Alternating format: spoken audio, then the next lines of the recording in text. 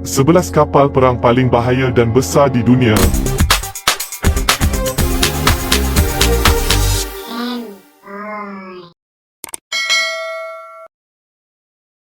Setiap angkatan tentera perlukan kelengkapan terbaik dan canggih untuk persiapan peperangan. Kelengkapan peperangan perlu disediakan dengan sempurna kerana ia membabitkan keselamatan negara. Keselamatan negara merupakan satu isu paling serius dan sesiapa sahaja yang memanipulasi atau menggadaikannya boleh dianggap pengkhianat kepada rakyat dan negara. Jom kami senaraikan 11 kapal perang yang paling bahaya dan besar di dunia. Nombor 11, Izumo Class, Helikopter Destroyer, kapal perang Jepun, panjang kapal 248 meter, dengan kelajuan 30 knots.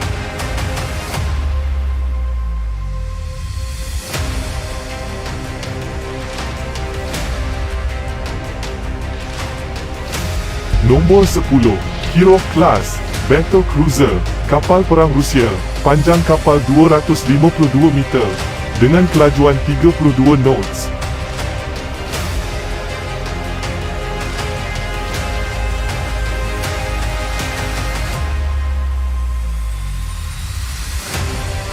Nombor 9, Wasp Class Amphibious Assault Ship, kapal perang Amerika, panjang kapal 257 meter, dengan kelajuan 22 knots.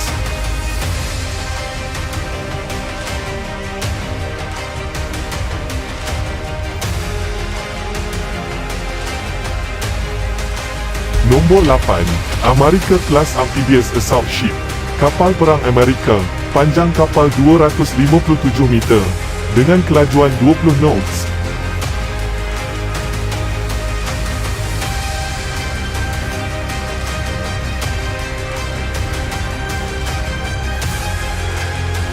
Nombor 7, Charles de Gaulle Class Aircraft Carrier, kapal perang Perancis, panjang kapal 261 meter, dengan kelajuan 27 knots.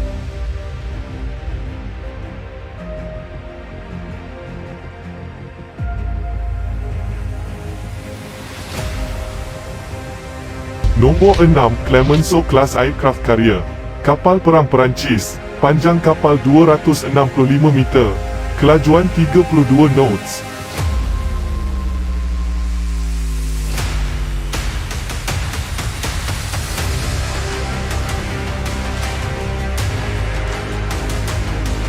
Nombor 5, INS Vikramaditya, kapal perang India, panjang kapal 284 meter, kelajuan 30 knots.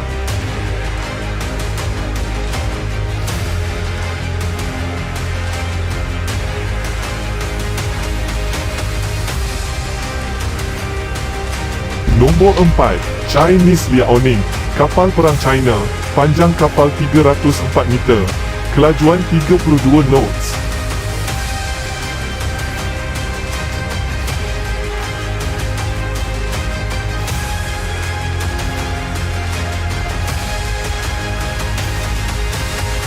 Nombor 3, Kuznetsov Class Carrier, kapal perang Rusia, panjang kapal 305 meter, kelajuan 29 knots.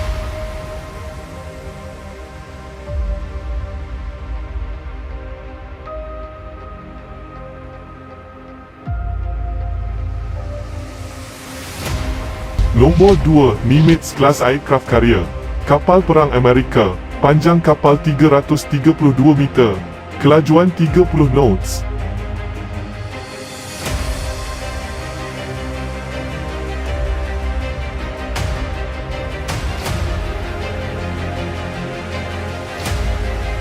Nombor 1, USS Gerald R. Ford, kapal perang Amerika, panjang kapal 333 meter, kelajuan 30 knots.